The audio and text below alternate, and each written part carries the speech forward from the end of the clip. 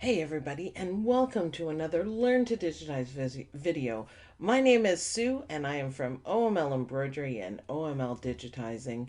And today we are in Hatch embroidery software and we are going to be talking about offsets and how darn cool they are. This is one of my favorite things to play with, and let me show you why. It is absolutely awesome. Let's start off with some lettering because it shows it off the best. Of course, you can use the offset with anything that you want, but it just shows it off with lettering. So let's do that. So we're going to go over to the left to our toolbox and we're going to go under lettering and monogramming. And we're going to click here for lettering, and you can type it right on your screen or you can type it in the box. And we're going to do two words, OML embroidery. And purple is, oh, I forgot an E. Ha! So this is how you fix it. You just go in and fix it. It's easy. So I said OML embroidery. Embroidery. So now it's fixed. That's easy to fix. Typography is easy to do. We're just going to leave it on block because it, again, shows it off very well. I like all the spacing. I don't want to change anything. So to do the offsets, again, we go into Edit Objects. And we're going to go right down to the bottom. And this pretty little flower, the same flower that you use for outlines, the second part of it is offsets. So let's check it out. Let's click on that. And we don't want object outlines. You can do both at the same time, but for this one, we want to do offsets. So I'm going to click on it and it all brightens up. And you can change the distance of the offset. So the offset is going to put like an outline goes right close. This is going to put it out a little further. And it's almost like steps that it's going to do. And you can change the measurements for the offsets. I played around with this one and 0.10 works for me. I'm going to do 4 because we're going to do different things with them. And I'm going to show you how cool it is to play around and make something really fancy out of simple lettering. So we're going to do a single run and we're going to change it after. Let's pick a color. How about something that we can see or looks better? How about black even? Why not? Now, you have two choices here depending on what kind of object you're doing. We're doing lettering. You can do individual offsets. It's the same as the outlines, the options. So individual offsets, all offsets are created will be full offsets. So you can see if they intersect, they're going to go over top each other. So this square here, I don't know if we can zoom in. No. This square here is going to be one full square. This square is going to be a square. This triangle, there's no intersection. This one, common offsets, the intersecting offsets will be welded and combined. And you can see this. If you forget what it is, you can just look at the picture and you can see the outside of the square is not a full square. It's welded in with the triangle. And that's the one we want for this one. So I'm going to click OK. And it takes a second. And there you go. That's what it does. That's the first offset. And remember, we did merge, but the first one is two separate. So it goes around the OML and the embroidery. This one, let me highlight it. You can see how groovy it is. It encases both words and it follows it along. It kind of mellows it out a little bit and so on and so forth.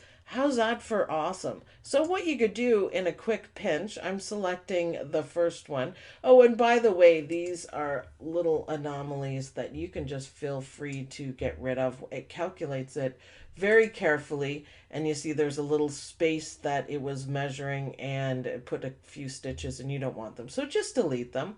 All right, back to this one. Now that's cool as an outline, and you can see by the pop-ups here, you can change it, triple run, you can do sem stitch, it's a bit small for that. Back stitch would work, that's kind of cool. Or you can change it completely and go to fill.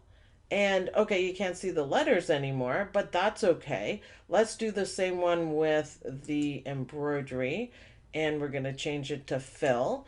And then what we're going to do is because we want the lettering to show up, we are going to left click hold, and we're going to hold it. See how my cursor changed? You know it's carrying something, and let go. And we'll do the same with this one and let go. Doesn't matter what order they're in. How cool is that? So you've taken awesome. You've taken lettering and you've put, a basic knockdown stitch behind it. That's a bit dense for that kind of a stitch, just to flatten everything down.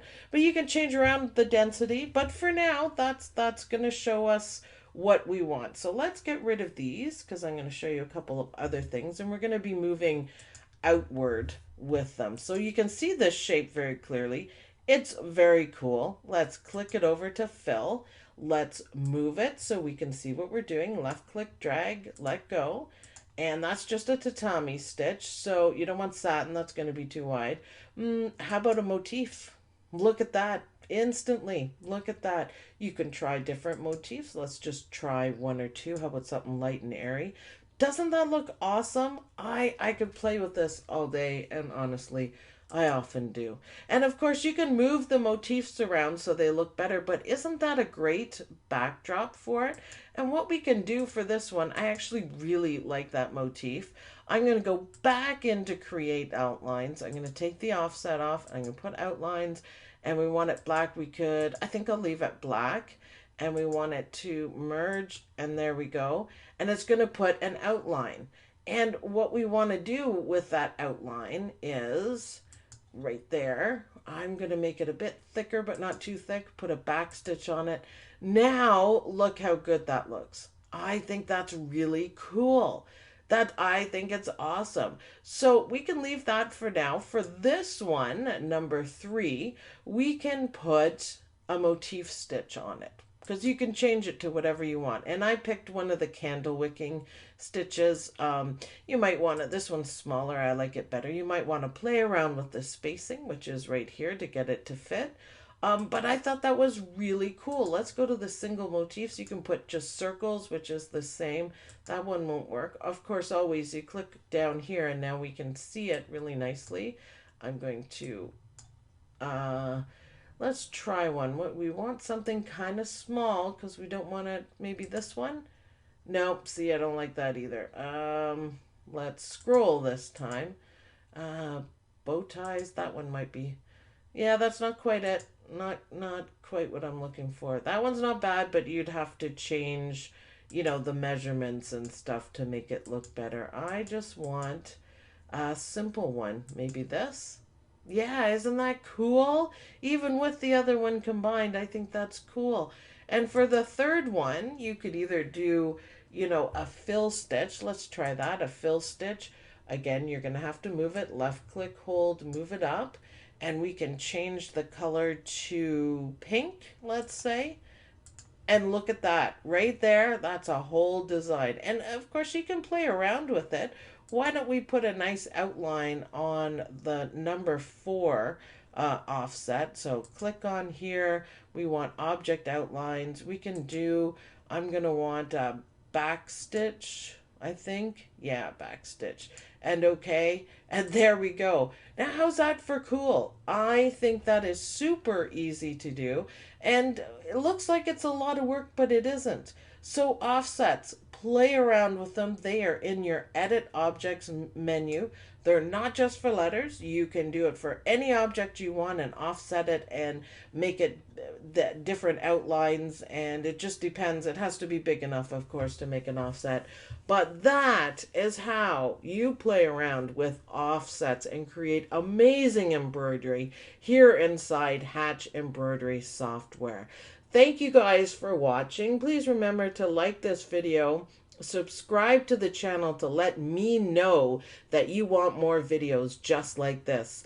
Join our Facebook group. Everyone's starting to do their homework and posting all of their work and getting lots of help. It's a great community. So on Facebook, it's called Wilcom Hatch Hatch Tips and Tricks.